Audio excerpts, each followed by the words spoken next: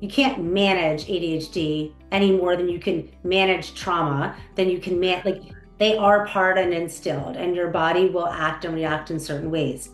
What I would ask is that telling someone to manage it is not helpful. So it's a misunderstanding if you think that telling someone to manage whatever, whether it's ADHD, their autism, their trauma, their behavior, when it's triggered by something else, just telling them to manage it is not only not helpful, it's a microaggression and it's just not helpful in any aspect. So that's the first part. You can't just manage it. And when you do learn to appropriately support it as a person and how you articulate how you're supporting it, the most misunderstood thing is if I learn about ADHD, then I know ADHD. Uh-huh. Every person that you meet with ADHD is one of one. That's right. Mm-hmm. Absolutely. Yeah. Yeah, so true.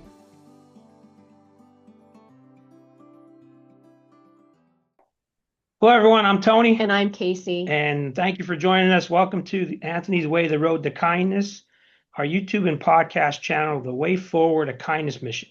We want to welcome especially those joining us for the first time. It's absolutely great to have you with us. We created Anthony's Way, the Road to Kindness in memory of our dear son, Anthony, with one mission in mind: to help kids with ADHD thrive. Since we launched Anthony's Way in October of 2023, we've been able to help over 80 families get the right care for their child. What's really exciting now is that we are directly sponsoring children and providing grants to cover the cost of care.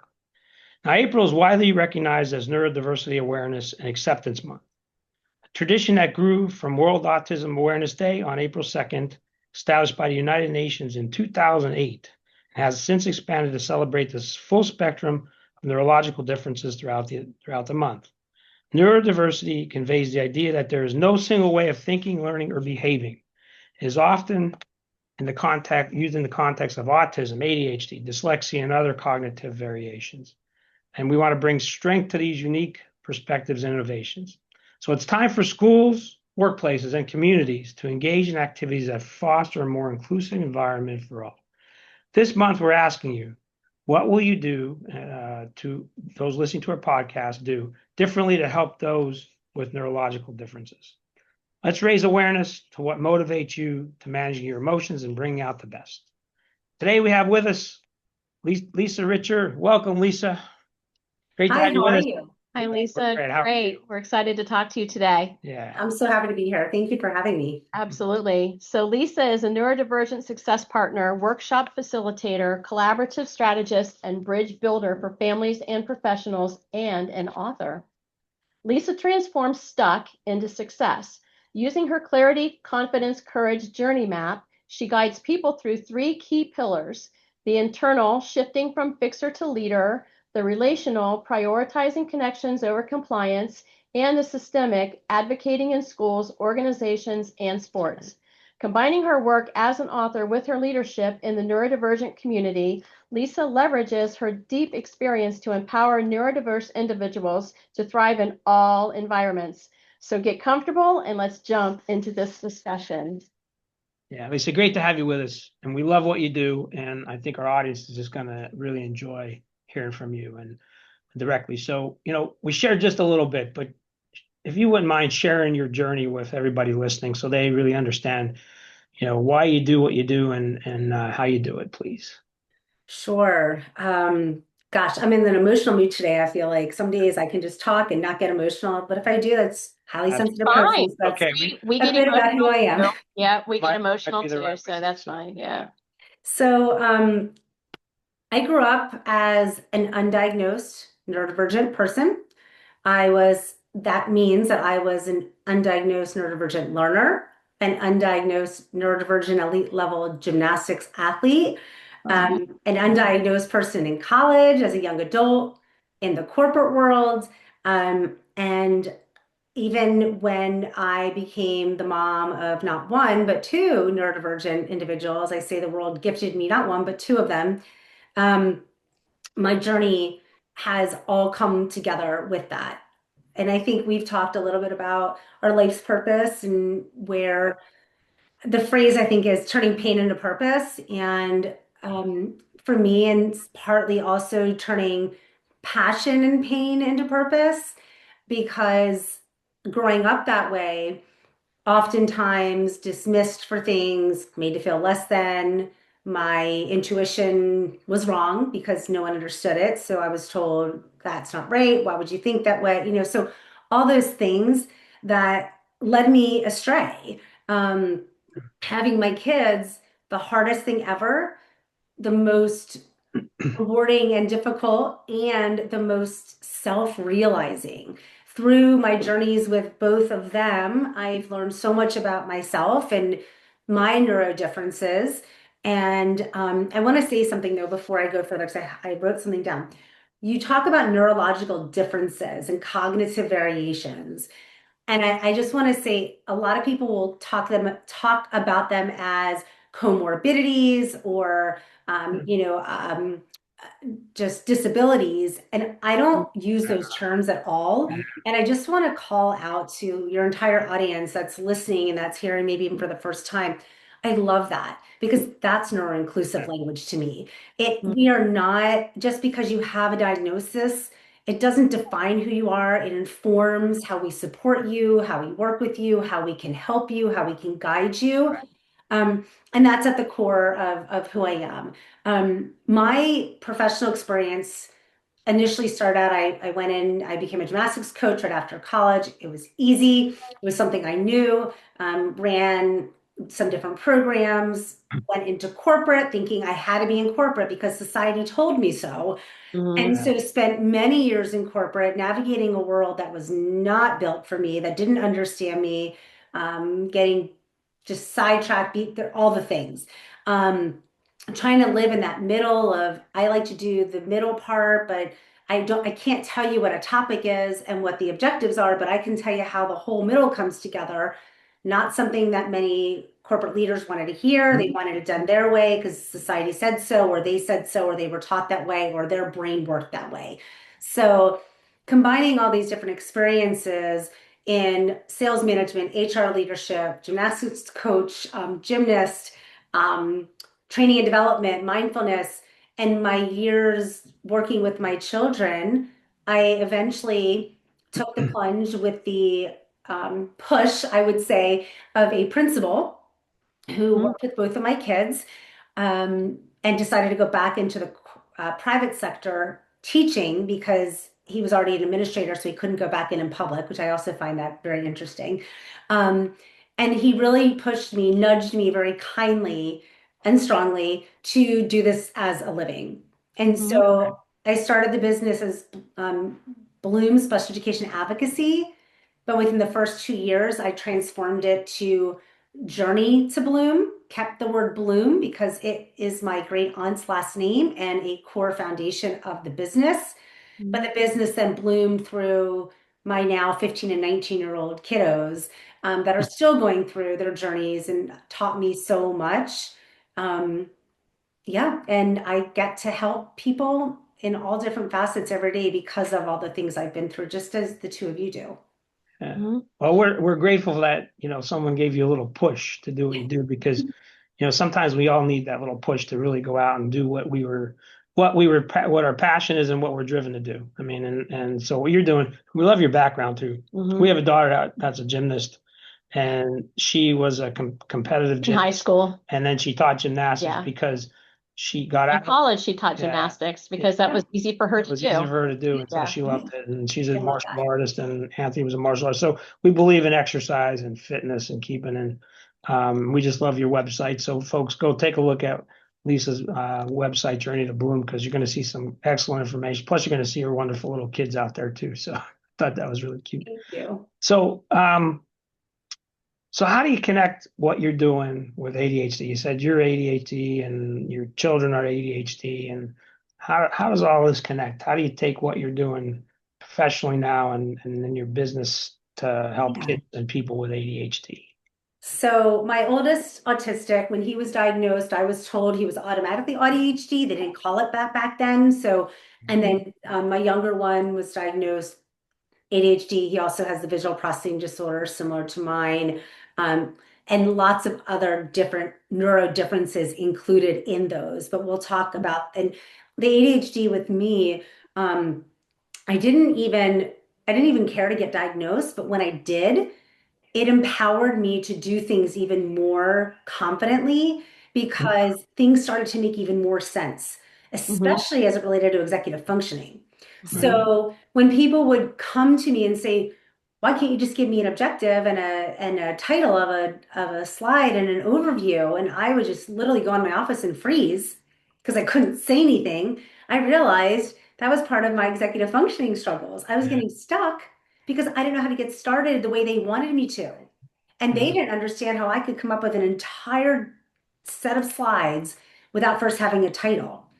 And more recently, when I started to explain that to people, they said, "Oh gosh, you did the hard part." I said, "No, I did the easy part."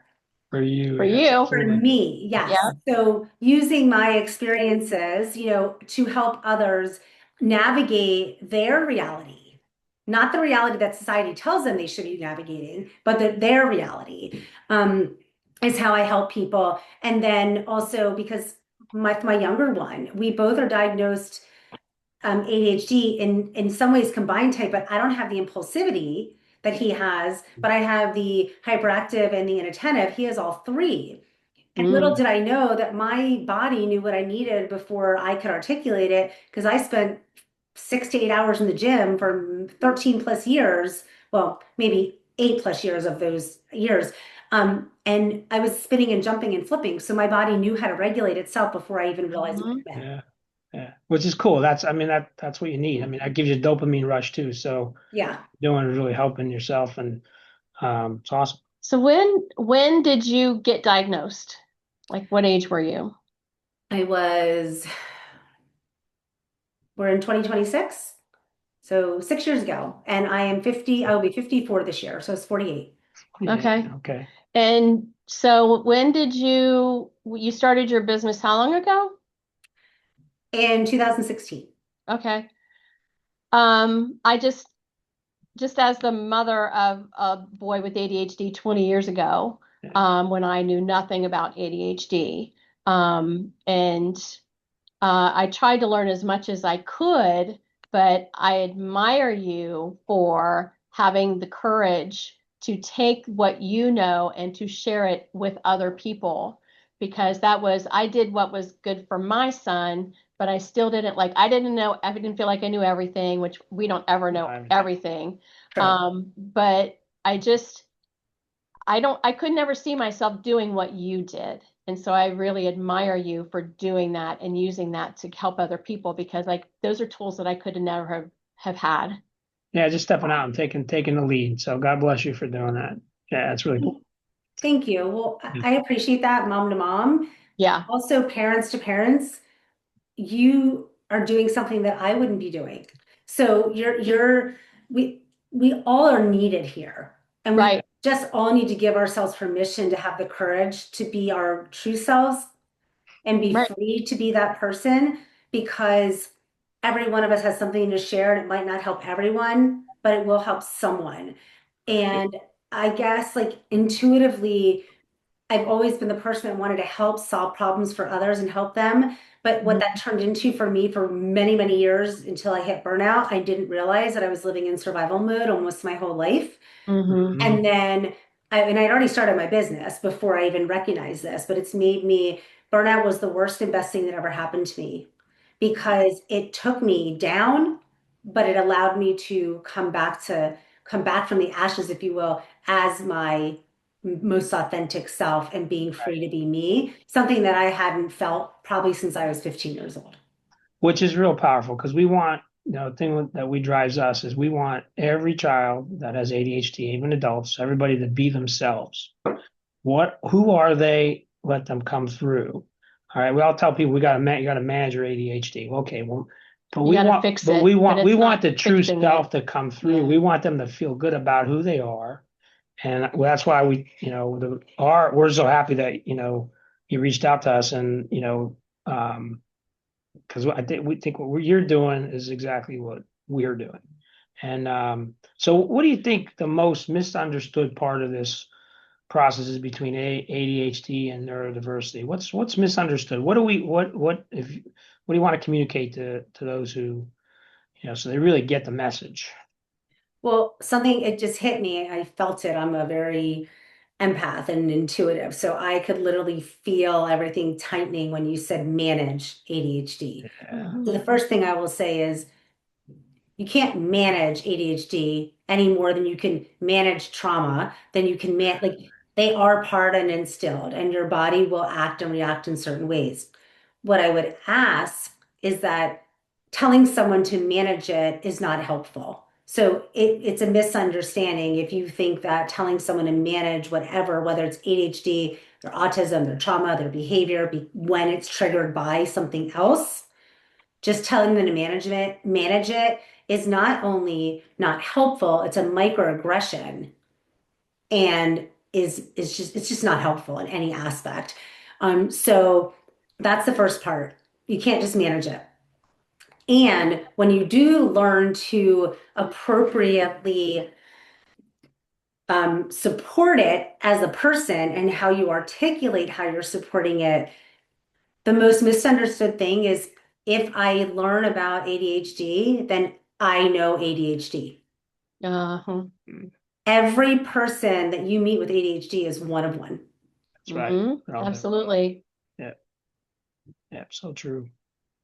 Yeah. So that's a good message for everybody. Take that to heart, everybody listening. We like how you changed the neurodivergent to neurodifferent. What can families and individuals do to help their kids, their neurodifferent kids, to thrive? Um, it depends, right? If everyone in here, there's so many coexisting differences. I'm gonna just talk directly to the ADHD because that's what that's really your core focus of it within the umbrella. But for anybody, this would be a general enough statement. Listen to your child. When they tell you something doesn't make sense, when their behavior is showing something is going on, behavior is communication. Listen to what they're saying, observe, don't judge, ask how you can help. Great. Yeah, I think that's awesome. That's what happens with parents, but that's parents have a challenge with that because they were always told, well, their view is like, if my child's acting up, well, everybody sees that, and I'm a bad parent. Yeah. A lot of people don't understand that there's more behind the behavior than just the behavior. Yeah, yeah, that's perfect. Absolutely. And sometimes I'll say I still have to say this mantra to myself. How they're reacting isn't about me, it's about them. That's right. And Yeah, so that's something that I'm not quite there yet that I can do it without getting triggered, Right. but it is something that I constantly remind myself of. yeah. So the parents' actions actually are what influence the child's actions sometimes, though. And Exactly. that's not always the right thing there. So we always tell parents, yeah, I love to listen to your child because they're going to tell you when something isn't right.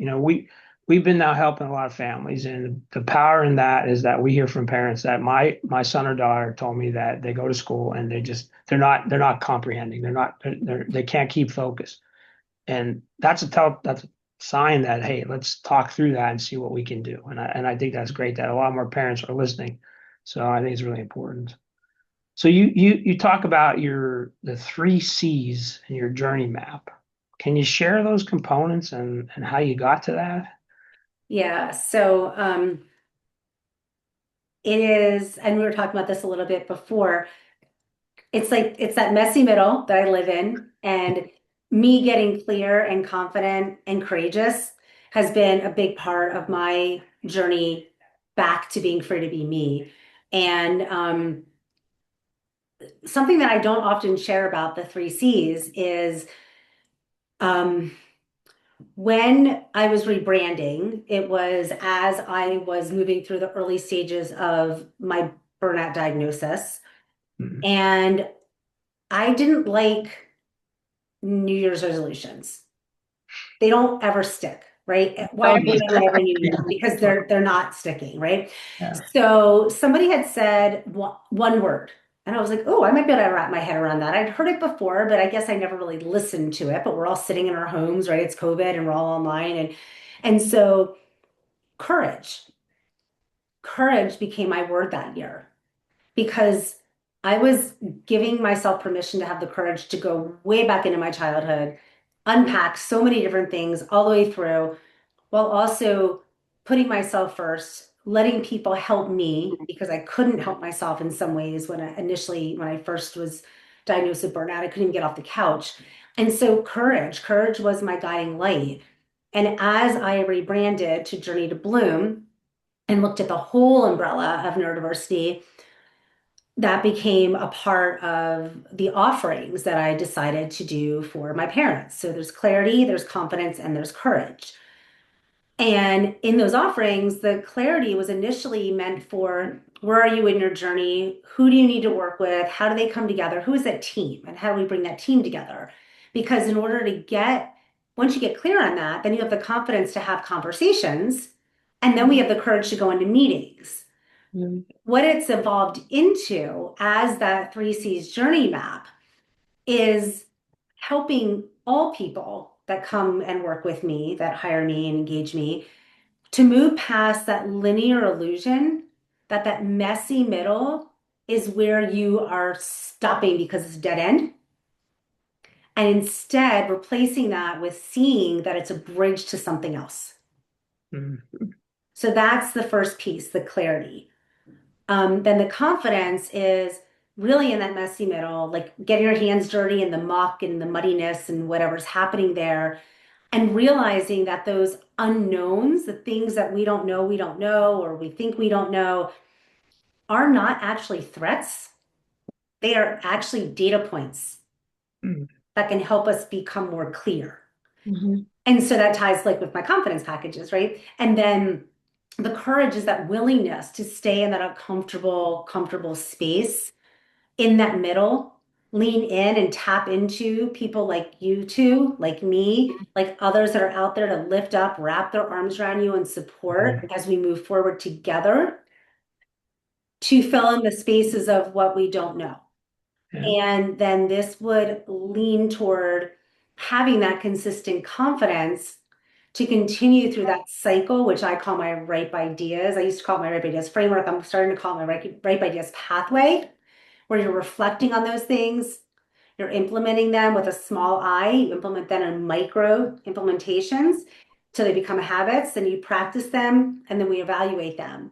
And so these two pieces flow together, and those are the ways in which I move people through from complete stuck into success, depending on what they're coming to me about and how we're going to move forward together.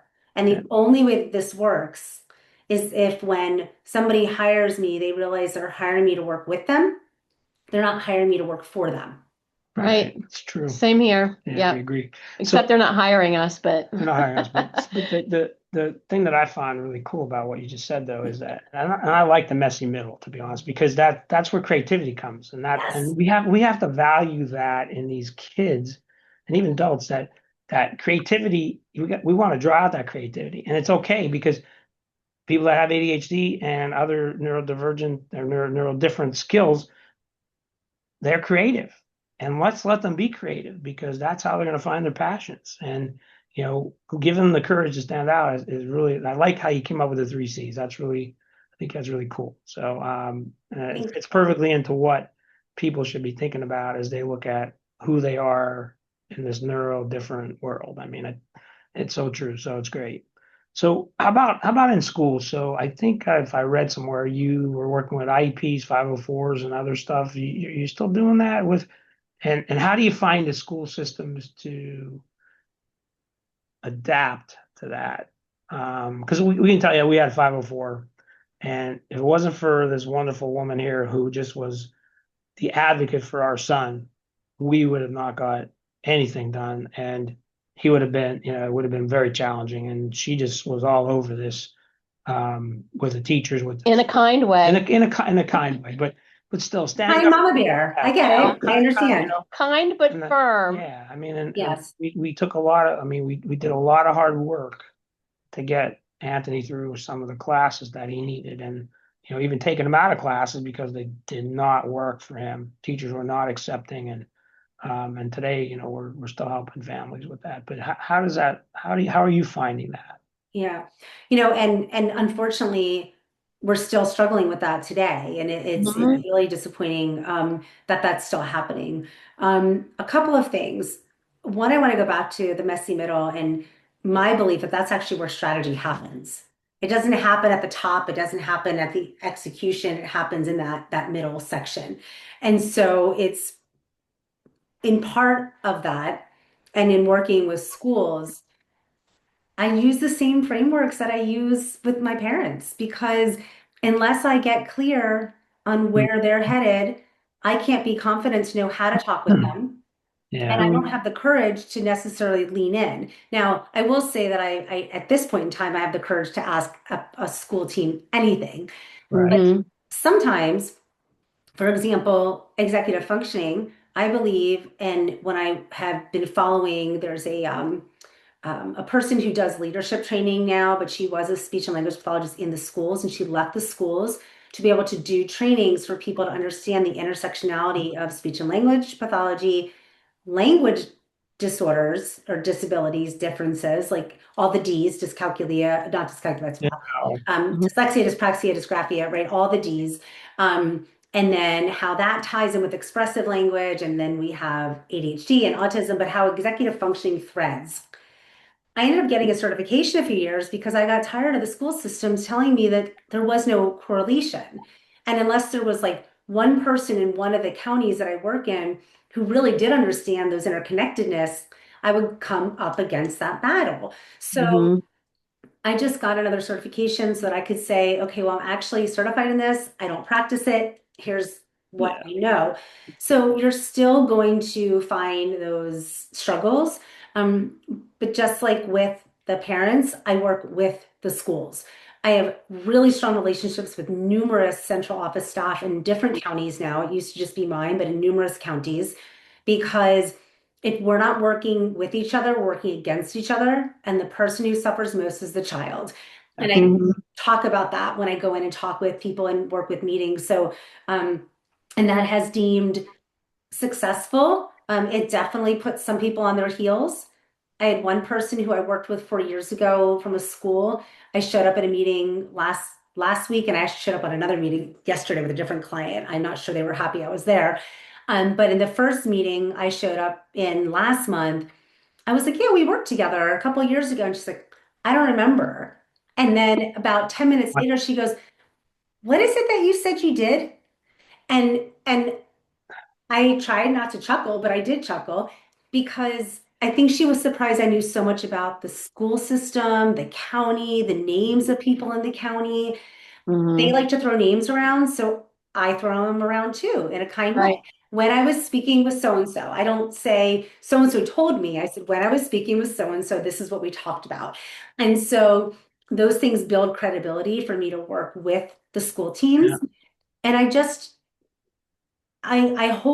toe that line of where my information is informative and they get to teach. So when I'm in a class, when I'm in the room with them in a 504 and IEP meeting, they're the teachers and I'm the educator. That's how I look at it. So I'm educating them on the things that they either don't know they don't know, or don't even know to think about because it's not something that either they've been trained in or they don't have the eye for. And there's nothing wrong with that. It's just we have different reasons for being in the room. Mhm. And what you're doing is spot on to where, yeah, how you're helping kids and families, because a lot of families don't know what to do. I mean, they're at a loss for how to deal with the school system. Yeah. And Right. so we value working with the school systems, that what we see, and parents, they run away. They'll take their child out of school and try to homeschool them, and that is could be good or not good either way. I mean, but you lose some things when you do homeschooling, but you gain some things too. Yeah. So, but we're seeing more and more of that in here and where we're at, where parents are just pulling their kids out because they've tried to work, they tried to get the right 504. They tried to get it adopted. They tried to help, and they don't explain it like you just did. So because Well, I think a lot of it is getting someone like me. And I was talking to somebody a couple of days ago in another podcast who's a former special educator turned education strategist and advocate. And we were saying that we're probably the 10 percenters. We're not going to say we're the 1 percenters, but there's probably 10% of us that actually approach it in collaboration with the school, not demanding things or being super quiet and waiting till after the meeting to tell what happened. I take a train the trainer approach. And so I think one of the biggest things I would say to parents, you don't have to do it alone. There are a lot of people like me out there. And if you can't find someone like me and you want me, I can meet with you. If it's a state that I'm not familiar with, I may not go in and talk at all about the laws within that state because I'm not a lawyer. And I don't ever claim to be one, but I can still give you the courage and the conversation and the confidence to watch me train you in motion, like in real time. So, I mean, I do sometimes we don't have to be, it's not like an insurance agent. I don't have to be, have a license in a state to be a neurodiversity consultant for you. I can be that partner anywhere. So if you can't find someone and what you hear from me is what you're looking for, reach out. I can try to help you find someone, or I can maybe talk to you. But don't feel like you have to do it alone. And we're always the best of the best in advocates. It doesn't matter what they call themselves. It's how they talk to you about how they will work with you and how willing they are to understand your circumstances. Because I get people, I had someone come to me the other day and they're like, you're an autism specialist. I'm like, no, I'm not. I just happen to have a lot of kids that actually have autism, but I've also had Down syndrome. I have one right now that has a very interesting genetic disorder. So every time I get a new client with a new diagnosis, I love it because I learn more about how the intersections are and how to work with them and help them. So that's me. I'm a generalist in that regard. Everyone's not. You might want someone that's specifically in one area, and that's okay too. But there's a lot of us out there. COPA is a fantastic place. I'm a member of COPA, but I'm just saying as a parent, it's a great place to go in, look for people, look for advocates, look for advocacy lawyers, attorney advocates, whatever you need, but don't feel like you have to do it alone. Yeah, no, we tell parents the same thing. Federal laws, federal law still stands. I mean, the way federal law is around how they should take care of. We private schools slowly can adopt some of this stuff. They're hesitant because they're not getting any funding, obviously, from the state. So they're a little bit more challenging to deal with, but you can still deal with them if you know how to approach them the right way. So we think it's great what you're doing. So if you do have somebody from another state that contacts you, do you ever like go into the meeting like on a Zoom with them? Is that a possibility? Absolutely. 80% of my meetings now, even in Maryland, are through Zoom or Google Meet because Okay. the teachers now prefer to do it virtual first. So whenever I get a request for a meeting in person, I'm like, oh, this one's in person. I didn't think it was because for the last 6 years, we've been doing everything virtual. So Yeah. yes, everything is accessible from anywhere now. So the parent would be in the room with them, but you would be virtual. Or they would be virtual too. It just It would be depends. But virtual. yeah, I've done both. Actually, I've had parents that have wanted to be in the room and I haven't been able to make it, and they set me up just like they do other like related service providers, like an OT or a speech person that can't be there because they go to 3 different schools, but they want them in the meeting. So they would do the same thing. They would just conference them in. Yeah. That is one good thing that came out of COVID. Yes. Yeah, so we used to always have our psychiatrist that Anthony was seeing come with us. If there was a specialty, if there was a topic to discuss. I mean, so there's no problem. We were one of the fortunate ones that had, that were able to have a dinosaur, so to speak, that did everything for us. I will say I had, when my oldest first got diagnosed at the meeting that he got his first official IEP, I had my behavioral psychologist, I had our behavioralist, our OT, and our speech and language person. All of them. I had my dream team. I didn't have that when I moved to Maryland, so I had to start to create my own. And that's also part of the model that I do it upon because I know without every one of them, we Yeah, wouldn't have gotten where we did. that's right. Correct. That's right. Absolutely. So why don't you tell everybody about your chapter that you wrote for confidence, confident Confident you, you. the raw conversation. Sorry, that was a tongue. That's okay. Sometimes. Tongue twister. Yeah, That was it's been a my long day. Julie DeLuca Collins is the mastermind behind the project. She had a bunch of us on her podcast over the years, and she had this vision of creating a book with female entrepreneurs, leaders that just had a story to tell, and that the stories resonated with what she believed in. And so I had the opportunity to be part of that collective, and I decided to take it. And I've always wanted to write a book. It took 8 months for me to get this chapter done. I thought, oh my God, it's a lot harder than it seems, right? So my chapter is chapter 12. It's Unbecoming to Become, Finding Clarity in the Chaos. Mm. Every chapter that's in there. There's 4 sections. I don't recall them off the top of my head, but it's the stories are aligned with one of these 4 sections. Mm-hmm. And so you'll find mine in chapter 12, which is I think it's the beginning of one of the sections. And each of our stories, so the whole thing about how I was sharing courage was my word. I have a like a mind map that I ended up doing sort of like a mind map, and it has courage at the top. And so you can see kind of that come together. I ask some questions, I share some insights, I give information on 2 of my success stories that have just keep becoming more successful, these 2 people. But I share one about a parent, and I also share one about a professional. And so it just gives people the bookends of understanding how the work I do and what I do can be done across domains. And you can be a child with ADHD that grew up to be an adult with ADHD that still doesn't know how to manage it, handle it, navigate it. And that was me. I thought I was holding it together until burnout. And then I thought I was holding it together again until I realized my executive functioning was also getting in my way, right? So information is knowledge, and knowledge is power when it comes to those things. And my book chapter, I hope it lets others see that they don't have to do it all themselves, that it's okay to ask for help, and just to see parts of the journey that I've gone through to get where I am today. So what's the name of the book? Just the total book. It is called Confident You, The Confident. Raw Conversations. Okay.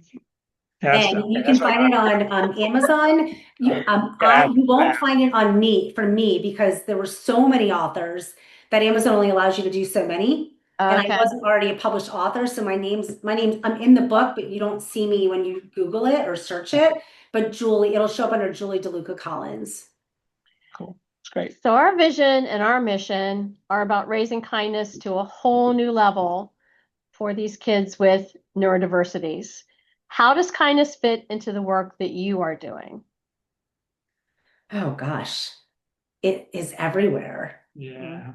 It is everywhere. So we have to first be kind to ourselves before we can be kind to each other. Right. And I'm balancing the scales all the time with parents come to me wanting me to help them with an IEP meeting, but then really they're needing to unpack all of their own self-limiting beliefs and biases about what their child can and can't do, what they think they should and shouldn't do, what the school system did to them, how they jaded them, or they don't, there's so much of There's those a things. lot.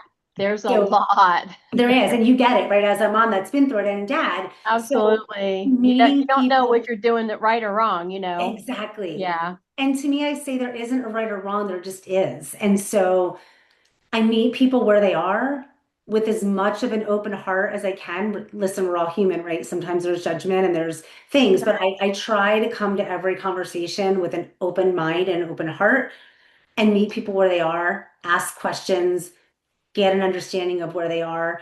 The story that I share in my book chapter, mom spent, there were probably a month or 2 of her hours that she invested in me to help her daughter were spent with me talking with her about her and how she was working through things that related or didn't relate to her daughter. And that happens with all my clients. It just happens to be like that one just stuck in my head. But the gentleman I talk about in the book, half of probably about 50% of our sessions were around those self-limiting beliefs, the stories we were telling ourselves, how he was sabotaging his own career by letting others' perspectives and society tell him how to handle things, and instead of trusting his gut, which is he has an amazing intuition. And so kindness, if I don't come to the table in all of those aspects with kindness in my heart and empathy in my soul, we don't get anywhere. Absolutely. Right. Yeah. One of the things that we liked about, so ADHD coaches are a big, they're our first go-to when we bring on a new family. And one of the things that we really love that they do, and is so important, is they're not only coaching the child, but they're coaching the parents as well. Yeah. Like, we require the parents to be there at the sessions, so that they understand, especially the ones that are like, I have no idea what to do, so that they understand how to work with their child when the coach is not around. So I think that's very beneficial. The more the parents get coaching on whatever it is, the better the child is going to the better the family is going to be, actually. Yeah, it's a whole family. We when we give out a grant or we give out a sponsorship, we require that the whole family, whether you have other kids that might not, but that maybe during neurotypical, we want the whole family there to learn and understand how their brother or sister how he is, how he or she is, because that's going to benefit them. They're going to know how to deal with them, and it helps the whole family. You got to give the care where it needs to be, and it needs to be with the whole family. And that 100%, that 100%. love and kindness has to come through. And we really value the coach is what we call the quarterback. They're the quarterback. They go in, they determine what's going on and where they need help, and we fill in the rest of the blanks with our care model. So, what we really thought was really cool is you have on your website. So folks, go to Journey to Bloom, because I just love the website. There's a resources section, and we really love the section that talks about what I wish I knew at the start of our journey. And we just want to run through these, because these are things that we wish everybody knew. Everybody should know these. So listen to what we're saying here. First, it's okay to not be okay, right? I mean, think about it. That's such a great point. There is an overabundance of information. Oh my gosh, there's so much information. It's so overwhelming, isn't it? I mean, there's books upon books, and then you have Chad coming out with resources, and everybody has resources. And who's on social media telling you one thing? There's a lot of social media out there now too. We did a podcast with a wonderful parent coach out of California, and she just went on and she said, I got to break through all of this stuff that's out there on social media, all the things that are not true about, and things. She laid it all out for everybody, and more people should do what she did. But there's just so much, and some of it is good, and some of it isn't good. Yeah. Right. It's just like some coaches are good and some aren't good. So it's not just on chat. Like, there are times where I get better information from chat than I would if I paid a coach. Yeah, absolutely. That's not everyone, but that happens too. So it's all in moderation. It's all in clarification and all of that. Yeah. Absolutely. Yeah. You have to be very discerning about the information that you're getting. Yeah, yes. Absolutely. Next one is surround yourself with others who will support you unconditionally. That's cool. I mean, it's unconditional love. We have unconditional love for our kids, but we want everybody. If you're going to support us unconditionally. Because kindness. It's kindness. It is. Relationships are essential. Opinions are everywhere, and perception is reality. So, how did you come up with these? I am pretty sure that I pulled these from some of my blogs that I had done over the years when I was journaling about my son. When Blogger was a thing, which I think is a thing again, but that's how long ago it was that I blogged. Yeah. And when I was coming up this was on my original website too, the one I had done myself. And I was like, oh, I'm gonna dump this. And my branding coach at the time, she goes, oh no, you're not. She's like, everything on your current website is going on the new one. We're just gonna freshen it up, lighten it up, and make Yeah. it come to life. These are all just I wear my heart on my sleeve, and these are the things that I Yeah. felt, and these are the things that I've put in parent trainings that I've done, because I want the conversation to get started, because I've learned that when I put someone at ease, the conversation becomes open. Hmm. When I begin the conversation with what do you need or what is your problem, Mm-hmm. even my tone changes. And so, or if somebody comes to me and says, you got it wrong, then I get defensive because, my energy changes and I get Sure. anxious and, dysregulated. And so all of these things are things that either somebody told me in the process, whether it was the behavioral psychologist, my first true advocate that just wrapped their arms around me and my son when he did something, which is on the Yeah. website, did something in her room, shattered something that was very expensive, and the way she approached it with us. It's just, these are all things that I've learned It's along the great. way that I sometimes, honestly, between the three of us, I need reminders on. So I even go Yeah, on we all do. the website from time to time. No, we all do. And this is, Do you have them in front of you right now? I do. Could you finish reading them for us? Absolutely. It might make me cry. Um, Relationships are essential. Opinions are everywhere, and perception is reality. yeah, You know your child best. Trust your gut. this is so true. Yeah, good. When I like someone tells you no, keep going until someone tells you oh yes. man, I am that one fits me perfect. I just keep going until I get a yes. I'm very persistent. I love that. Yeah. Data matters, but it doesn't always change the outcome nor the deciding factor on goals and objectives. Mhm. Yeah. It is a piece of information. It is not all the information. Hmm. Interventions are not a one size fits all. Yeah. You can call an interim IEP meeting at any time for any reason. Beautiful. So Boy, many is people that a don't wake up do call Don't for that. know me. that. Yes. Just yeah, Yeah. absolutely. Tag on. Yeah. Document everything. Don't expect what you said in a call or a meeting to be written in the notes verbatim or at all. Yeah. Yeah. And the last one I have here is all questions are good questions. Just ask. So we live by the principle that there's no bad questions, and we love kids that ask a lot of questions because there's kids. I mean, people that ask questions, they're just intuitive. They want to learn. They want to And learn. that's the power of this whole thing. So there was a really another cool part of your website, and you have some great testimonials. So folks, again, go to Journey to Bloom because you're going to read more about the testimonials. But And that is Journey with the number two. number two, Number two bloom. yeah. So let you read that one. This is cool. So yeah, so this is one of the testimonials. Lisa, she takes the information others share and has a unique ability to help others grow. Lisa helped me during this time period discover things about myself that no one else had ever been able to discover about me over the past 20 I want to years. give you an applause for that. That is That's powerful. stuff. That's beautiful. That's Yeah. really, That is really powerful. special. Really special. And that was from a professional, I guess. So, That was. yeah, I mean, that's great. You could break it down and help them to see. It's so important. That's a gift. It is a gift. Yes, it really is. And there's other examples. There's an example of how you helped a mom get her son through school, and any share some more examples of how you help children and families so people really get to know that Oh get gosh. to know you. I'm sure you have hundreds in your. Yes. You know, There's a couple that keep popping up because there's been some big wins lately.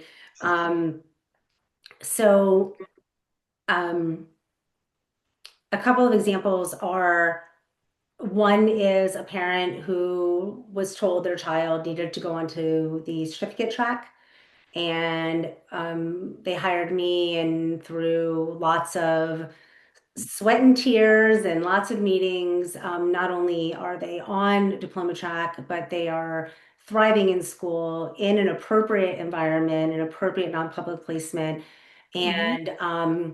and actually advocating for themselves now. So that's one. I have parents come to me when their kids are in high school.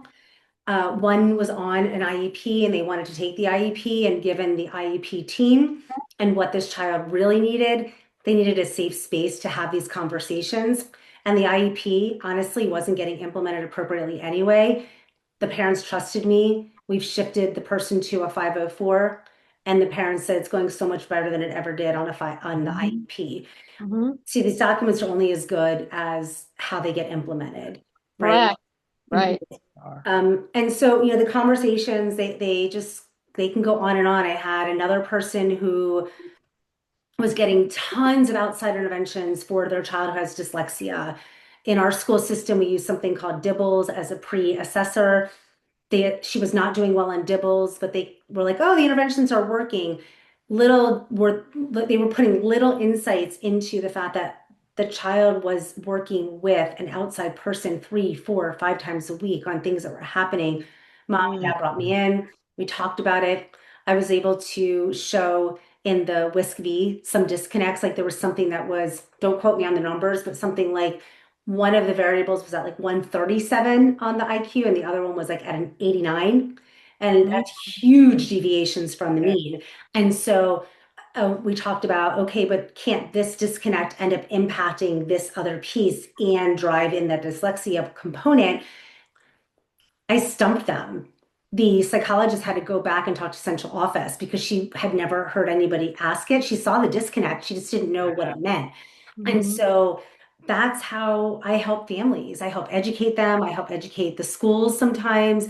We work together. And ultimately, I want them to say, I don't need you anymore, and then come back and rehire me when they do, because Mm-hmm. that tells me that I've truly educated them on how to advocate for their child and then eventually have their child advocate for themselves.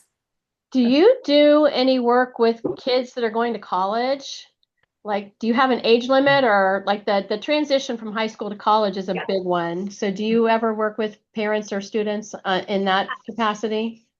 What I'll say is I would if they wanted me to. I've done it on a couple of occasions because the kids that I initially was only going to do pre-K through fifth went to sixth and then they went to ninth, so like I've Right. carried them through.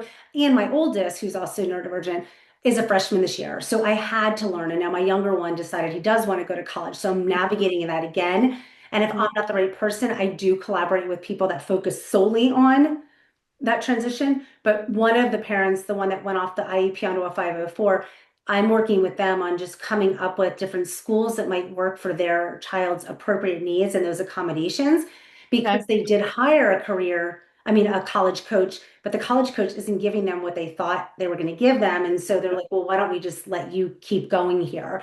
So the short answer is yes, I can, and I have. It's not like anywhere on my website, but depending on the certain circumstances and what they're looking for help with in that transition, I can absolutely Yeah. potentially. And it's another learning area for you. Yeah. It's an opportunity for you to learn even more. People have asked us as we work with parents, they say, well, will you help, my child go from that transition from high school to college? And we always say, we'd love to do that. We can either help you do it if we have enough sufficient funds and grant and that we give a grant, we would love to do that too. Yeah. Because we think we see how difficult it is. We had our own challenges with our daughter who transitioned in, and so it is a challenge for these kids to take that path. So Especially those that have, I will say, I mean, not because we're talking about ADHD, or I'm going to say they have ADHD, but Mhm. ADHD, it's very unlikely that it doesn't coexist with some type of executive functioning struggle. absolutely. And so going from a school, even whether it's a big one or a small one, to a college where you have to now do everything on your own, that transition itself is a It's huge. lot. It's And huge. myself and my oldest, we're learning just how big that transition is. And so knowing what types of accommodations there are on campuses and things like that, that would be, I would say, like if people are looking for the types of programming and accommodations on campus, that's what I would feel comfortable helping the most. I don't write like the essays. I could certainly give thoughts on things, but it's more Right. about that transition Mhm. and who to talk to in that transition, what to ask Right. them, and then that piece of it, I would say, if somebody's listening and they would want to talk to me, that would be where I'd feel like I could give them the most service. Yeah. So is there anything else that you want to share with the audience today? That maybe we have That not covered. we haven't covered?